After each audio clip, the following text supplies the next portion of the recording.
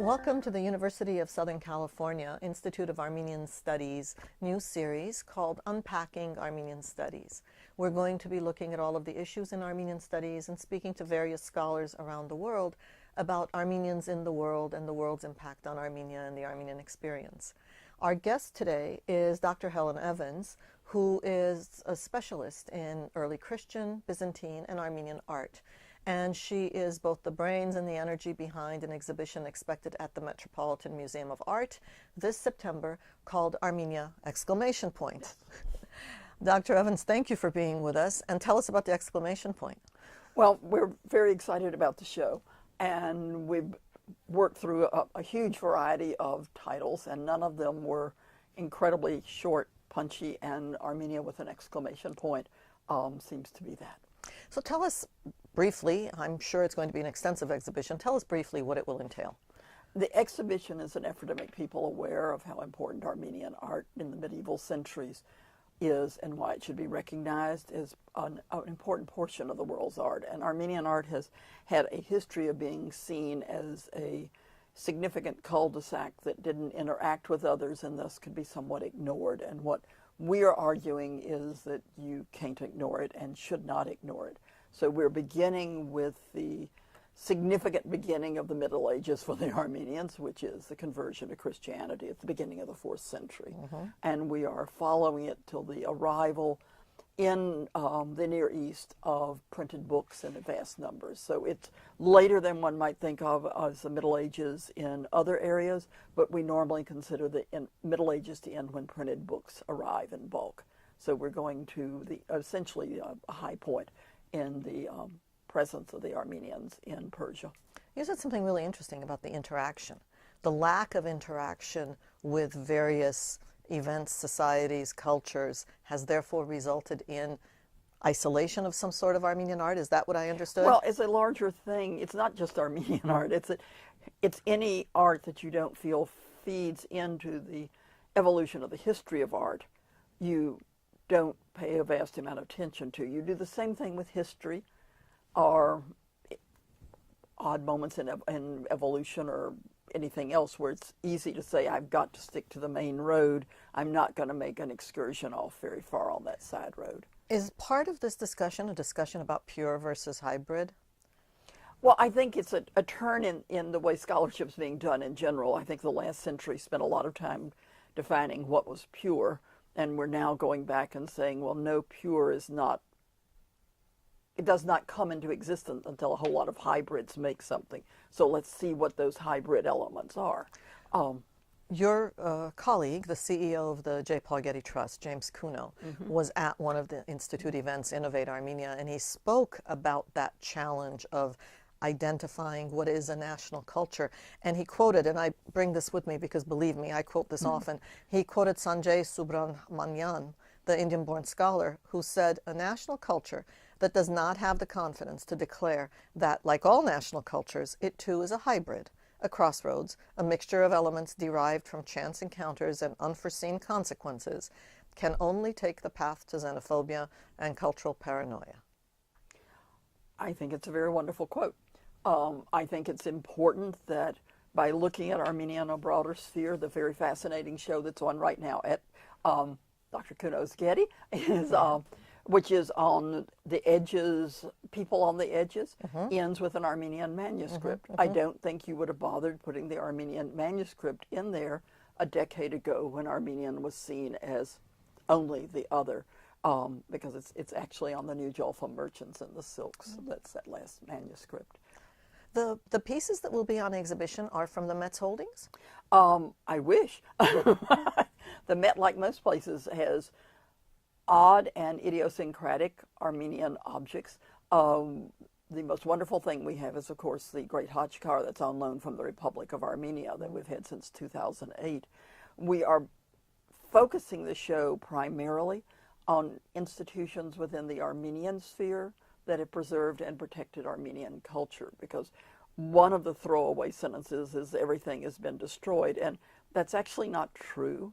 Vast amounts have been destroyed, but if you really think about it, vast amounts of all sorts of things have been destroyed. Armenians have been incredible about attempting to preserve their culture over the centuries. And we don't give enough credit for what they do. So we're borrowing from all the places we could borrow, which means that we will be borrowing from major institutions in the Republic of Armenia. The Matanadran, the History Museum are lending, Etchmiadzin is lending wonderful things. And then we are moving out to Antilius and the Great House of Cilicia, to the Brotherhood of St. James in Jerusalem, to the Methodist Fathers in Venice. We unfortunately will not include, as I had originally dreamed of, the works in Iran, because they cannot lend. It's part of U.S. government laws. It would be against it for them. We can't borrow right now from either Turkey or Russia because of complications that have nothing to do with the Armenians, but the Armenian show will suffer because of that. And then we're borrowing from Armenian institutions like are ones with large Armenian holdings, like the Gulbenkian, the Manukian collection, the Armenian Museum in America in Boston. It just renamed, so I keep forgetting it. And the Archdiocese in New York is lending their Voskan Bibles. So we will have a very small number of loans that are coming from non-Armenian oriented institutions. The Getty is lending 2 of the Rosslyn Canon tables. UCLA in California is lending a couple of pages from their Gladzor Gospel. So LACMA is lending a portrait of an Armenian priest, but not by an Armenian.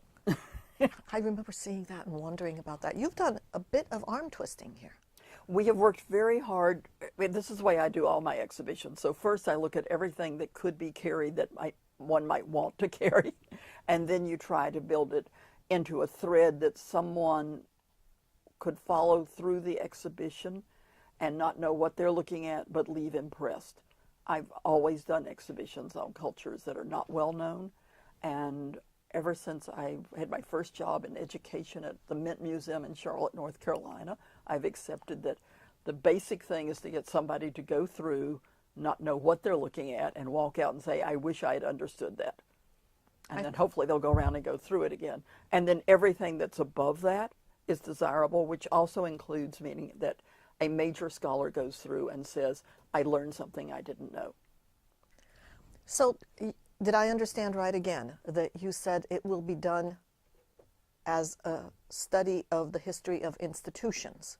Well, no, we're doing it as we're borrowing from those institutions. What we're doing it is a study through time of sites. So we are looking at sites originally in the Armenian homeland, and then we will move out over the medieval centuries to Cilicia and on to Italy and Kaffa, and return to Greater Armenia and move out to New Jaffa, and end with a wonderful map that was printed in 1695, I think, for wealthy Armenians. It looks altogether like a perfect European map, except all the words are in Armenian, and it's clearly done for the type of people that would be princes and kings and those who could afford such a thing, and it's done in Amsterdam. Almost like a grant proposal. This is where I would like to go, king and prince. I think please this is kind of, me. let me tell you where I've been, where my merchant elite trade routes are. I love the map because it has California on it, and California is an island. It's a world map. California is an island. California is an island on it, and the Mississippi River doesn't exist yet.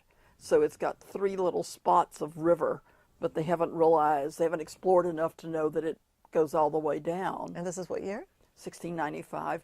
But Latin America is very well detailed, and there are Armenians in Latin America then buying silver to get to Shah Abbas's world.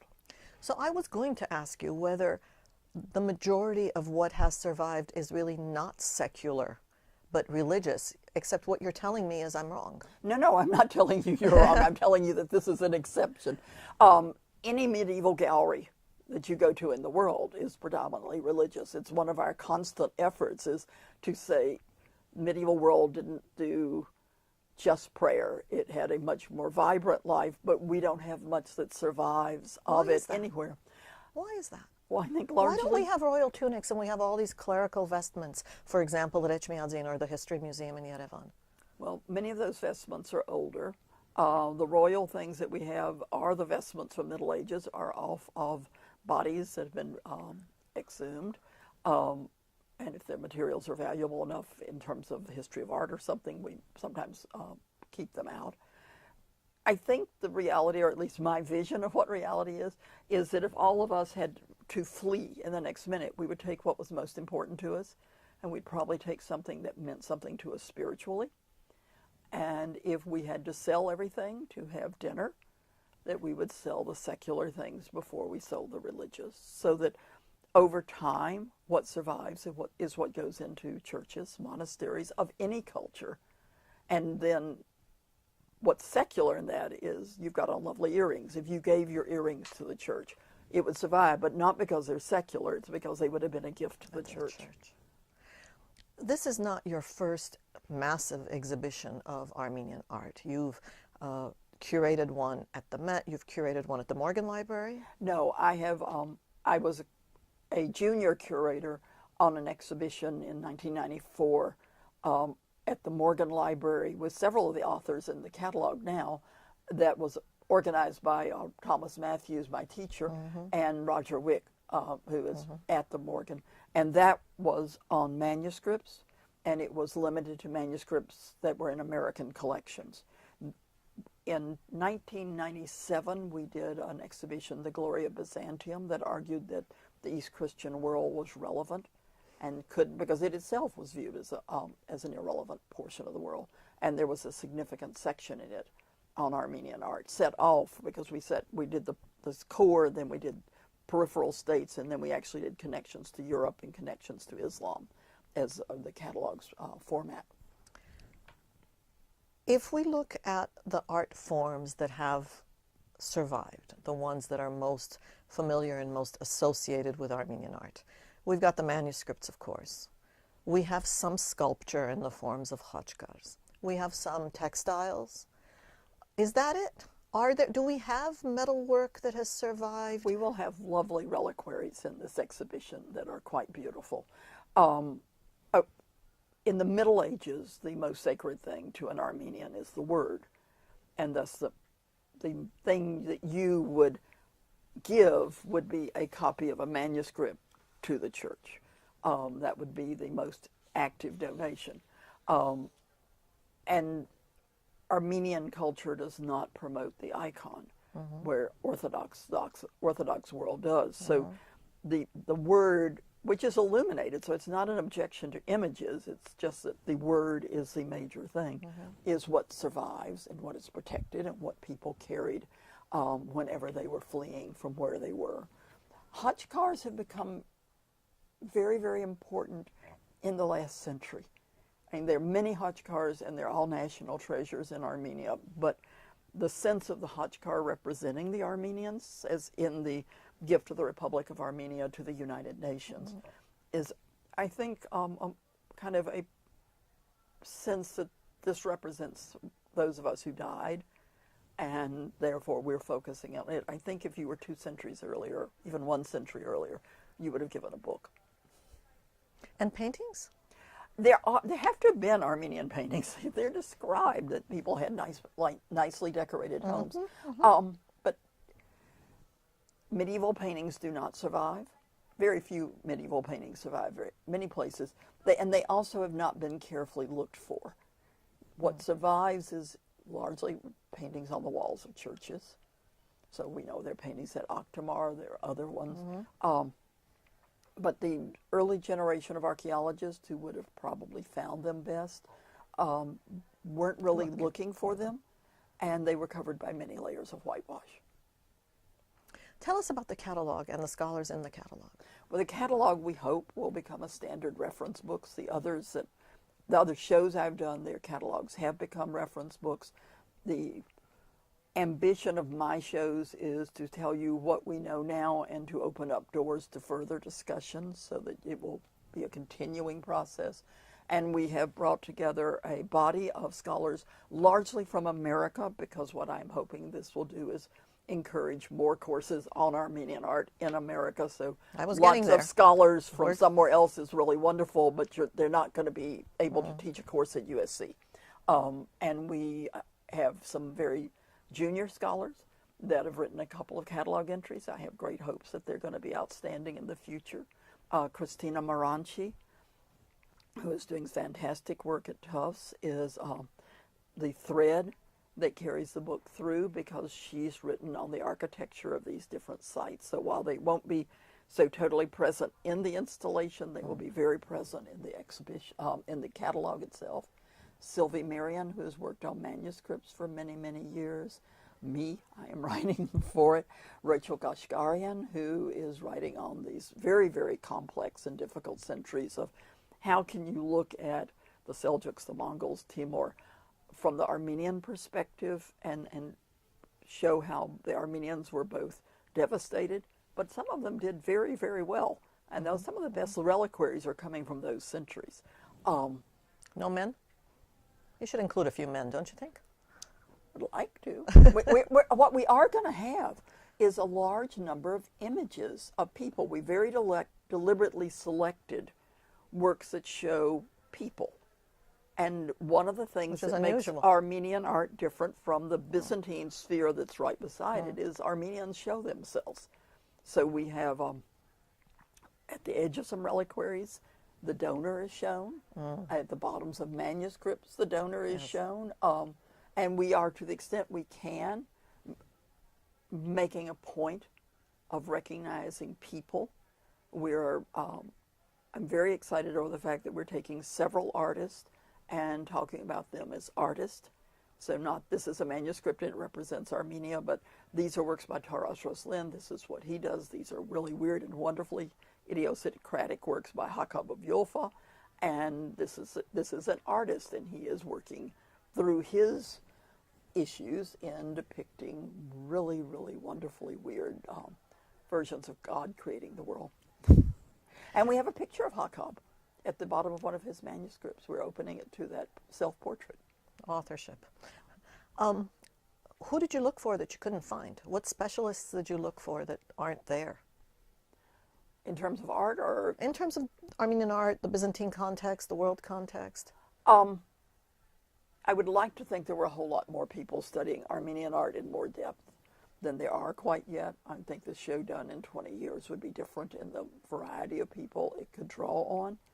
I'd like to have found more specialists in things like Islamic art, Byzantine art, who were interested in the Armenian contribution. I found some, but not as many as you would like to think there were, because I think that the show, if it is really successful, will open people's eyes to thinking about the intertwining of these people living on a, one, you live on the trade routes, and you live on spots of land that different cultures wash over in amazing variety. Are there hints of the Armenian worldview, the worldview of the artists or the central characters in these works that come through in some of them? I think so. I imagine so. When you come, you'll have to decide. We're going to open with a world map by the Englishman, a monk, Matthew Paris, who's working at St. Albans in the mid-13th century, who you would think would not know anything about Armenia, because we tend to think that that's kind of the other end of the world from it. But he has drawn this world map with Armenia at the far edge of the eastern world, two mountains from Mount Ararat and the Ark, and then underneath it the word Armenia. And he knows this because Armenian clerics visiting St. Albans in England have talked to him, and he asked them where Mount Ararat was, and they explained it to him. So our sense that these people don't know each other are simplistic. It's not just Armenians. We tend to think nobody in the Middle Ages moved, but they did. One of the great Armenian scholars that people studied, he himself studied in Alexandria in Egypt. People moved, and we're trying to make sure that people understand that everybody didn't grow up in Armenia and sit in Armenia. My dissertation, if I can keep going, was on the Armenian manuscripts of Cilicia in the late 12th, 13th century.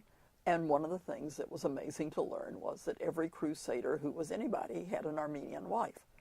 Armenia was the most powerful state in the East Christian world for not a whole century even, but for a number of decades. And so you go throughout the Crusader states, and they are married to Armenians because Armenian wives offer protection, power, good soldiers, and what we had not really thought about, I didn't think about in my dissertation, was they offered access to the trade routes of the East because they were the Mongols' most western point of contact. So you go in through the port at Ayas, that's controlled by Cilicia, and you can be handed off all the way to China. So now you've gone off in 3 directions. I wanted to ask you about your dissertation, your studies, and how you fell into Armenian art, and we'll do that. But let's pick up on this thread. So you keep repeating 2 things. You keep repeating the word, the divine, the spiritual connection, the spiritual means to survival. And then you also keep talking about trade and the trade routes. And if you had to say which one drove which, is it the trade and the traders that made all the rest of this possible? You know, I don't actually know an answer to that. You have, I believe, always been a type of key point on the great route to the silks of Asia, so that Matthew Paris in his text says, you control all of China and India, which you clearly do not physically, but you must have been this great place where they knew if they got within what you had, those trade goods came in. You being me, representative of the Armenian Yeah, nation. the Armenian I got it. nation. I accept. So, but I think what held those merchants together in the Middle Ages, because I'm sure you were on trade routes in great prehistory and till the modern day, was you unified yourselves in medieval times around your amazingly early adoption of Christianity. And you hold to that. And your language feeds into that. But last night I was at the Getty at an event. We were talking about why does Armenia, 50 or 60 years before the Roman Empire, officially adopt Christianity? What advantage did that king see to it? Because largely kings don't do things unless they see a point in it. What are we not quite understanding? And the culture that comes close to matching Armenia is Ethiopia, which controls the transit point for the trade to the pepper of India.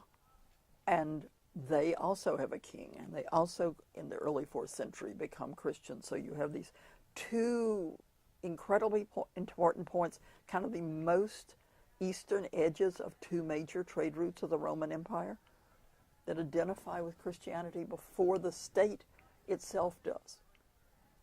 One could argue things haven't changed, that those similarities of religion and culture are still what drive geopolitics. Oh, yeah. Yeah, it's And you could argue that people pick their religions to stand opposite the people they already dislike. One could argue that. Back to the scholars and back to what's missing. You said a little bit about what you wish was in the comparative sphere, in the bigger regional sphere, whether it's Byzantine or Islamic art, and connections between scholars and between the topics that they study. There is this sort of assumption in the Armenian studies world that there is much too great a focus on the medieval period, and really what we need to do is focus more on the contemporary period, in the arts and the humanities as well as the social sciences. What do you think? I'm a medievalist. Wrong person. You won't get an exhibition out of me unless you let me do the Middle Ages. But in terms of scholarship and colleagues and successors... I think if you don't remember the past and think about what it did, that it makes you a weaker modern place. I'm not sure that that's altogether accurate, but I've never forgotten that when I was doing the Gloria Byzantium and was talking to a person who would determine whether a large number of loans came, and we went to his home, and his wife was talking to me, and she said, "Who are you?" And I thought, I'm from the American South. I'm going to answer you like I would answer my mother. So I said, these are who I am. This is where I came from. And she said, you know who you are. We'll lend to you. And then went and told her husband to lend to us. I think she was distressed that Americans didn't know who they were. I think she was like my mother. She didn't care what the answer was. She cared for an answer. There wasn't a right answer. Okay, so that is part of another question that I'm almost hesitant to ask. And I'm asking this from the Armenian perspective, but my question is this really just an Armenian question? And that is that, you know, the whole Armenian world is going to be thrilled to pieces that this is happening. Like beyond thrilled that someone named Evans is explaining me to me and putting it in the context of the Great Metropolitan Museum of Art. Now, is this an Armenian reaction? Is this a reaction to survival? Or is this a reaction of all small peoples? Or is this just a human reaction? I think it's a human reaction. I think that if you're great artist is Michelangelo, where we've just had this incredibly wonderful exhibition by Carmen Baumbach at the Met on him, that you are able to assume that more people are going to know who the Ninja Turtle Michelangelo is than you are. We do not have an Armenian Ninja Turtle. We're working on it. I'm all for it.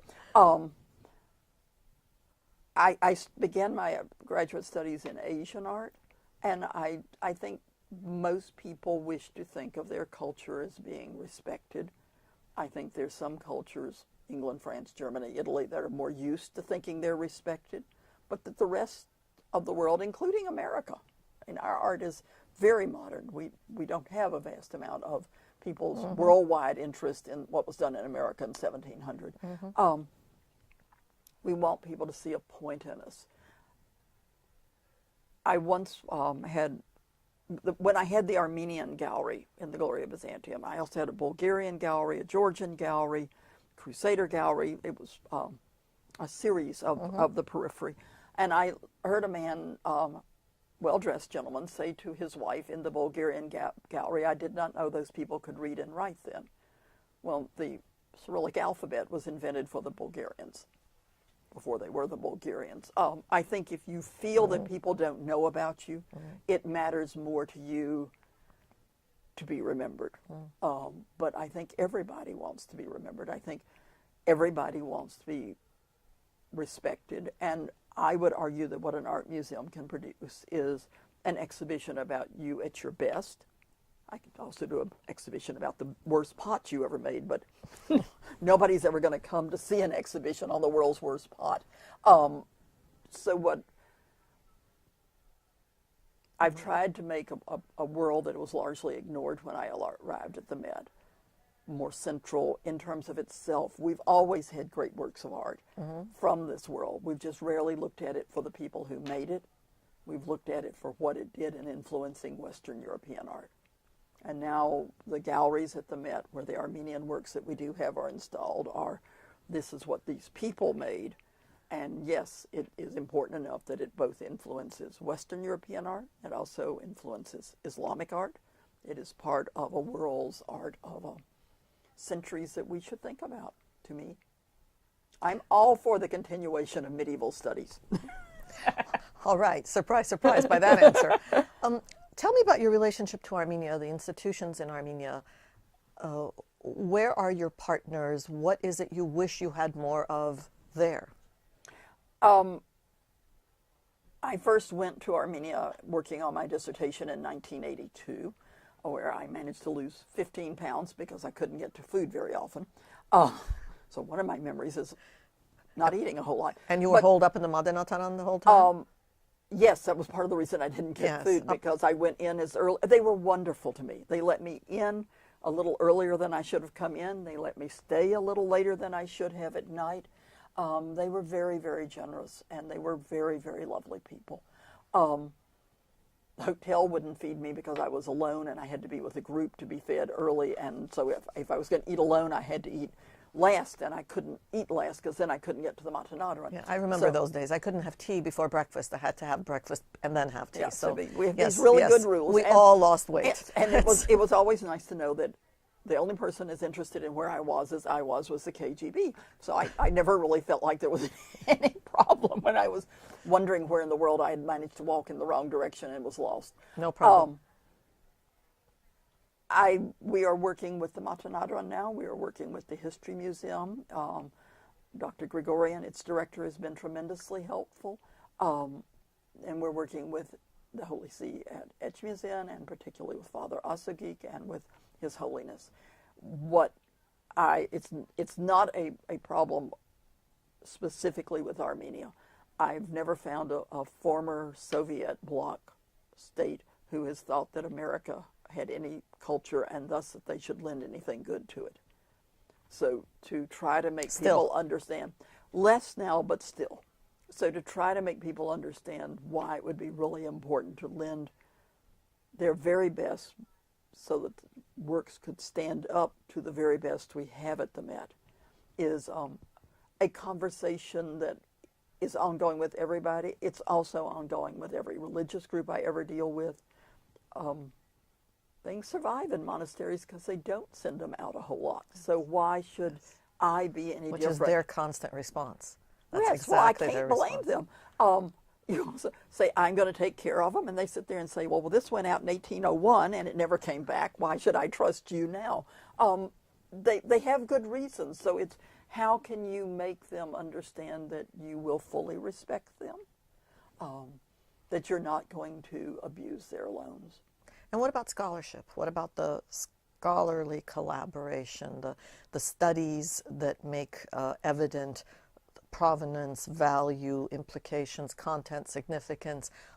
Do you have that sort of collaboration? We get tremendous support in terms of issues like provenance and identification. The problem from my perspective, so you may get others that answer you quite differently, is that the Soviet system was a very linear one. This is not just in Armenia. So you would study a very small group of things over a very small period of time, and you would not in any way be encouraged to look outside of those 5 objects.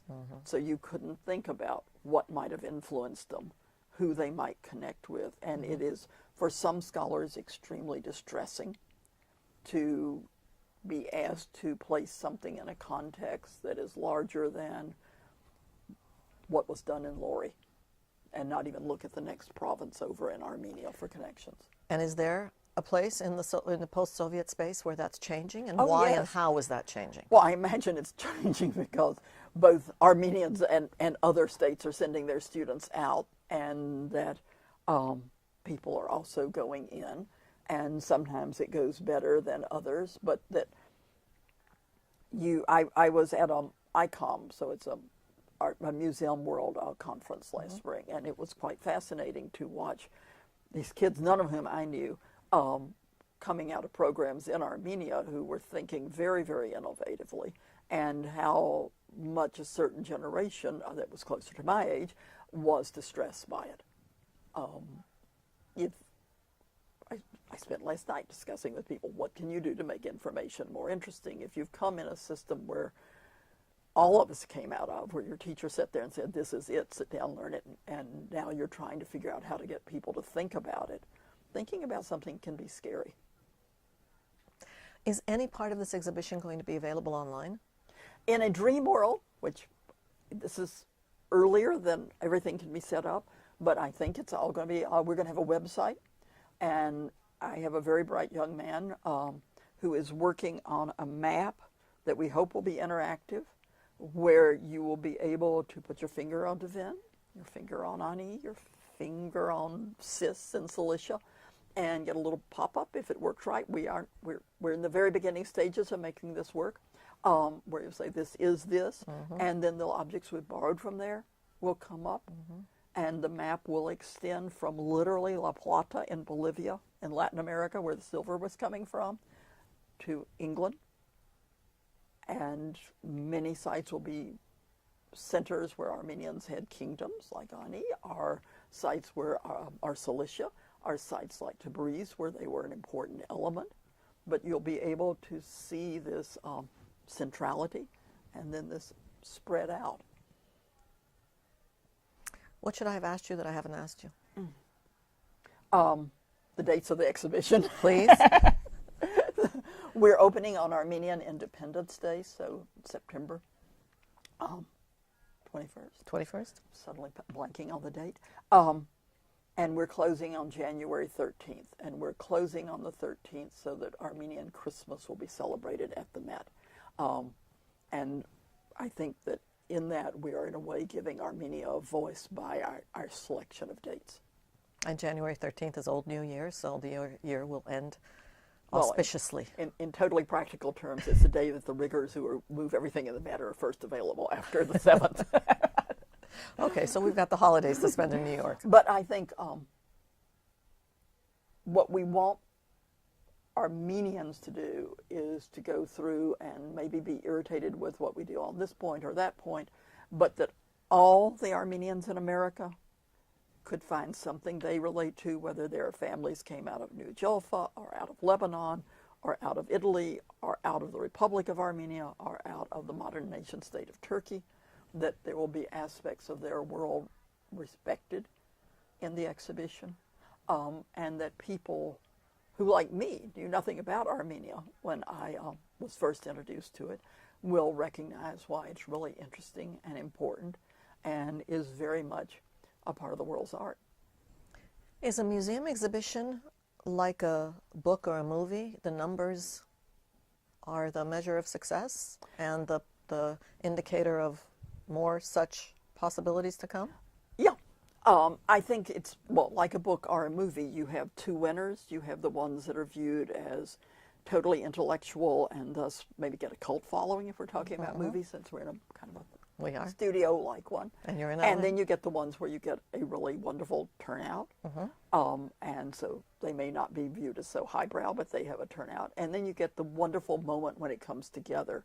When we did the Gloria Byzantium, we had almost 500,000 visitors. When Carmen just did Michelangelo, she had 700,000. So brilliant scholarship has come together with a public response to it. Anything that gets a huge response, either intellectually, because her book is already in reprintings, and we've reprinted books of mine, or attendance, then is seen as something that it's worth supporting. I think that all of these Christian world is under-recognized. I also think it's on the verge of being incredibly studied in universities. So I'm hoping that the exhibition is part of a rising wave and that Armenia will go forward off that rising wave. Thank you. Thank you. We've been speaking with Dr. Helen Evans, who is a specialist, as you clearly heard, in Christian art. We haven't gotten, pre-Christian, you haven't had time for that yet. You wouldn't want to ask me. In early Christian art, in Byzantine art, and in Armenian art, and she is the curator of the upcoming exhibition at the Metropolitan Museum of Art in New York, beginning September 21st, ending January 13th, 2019, entitled Armenia!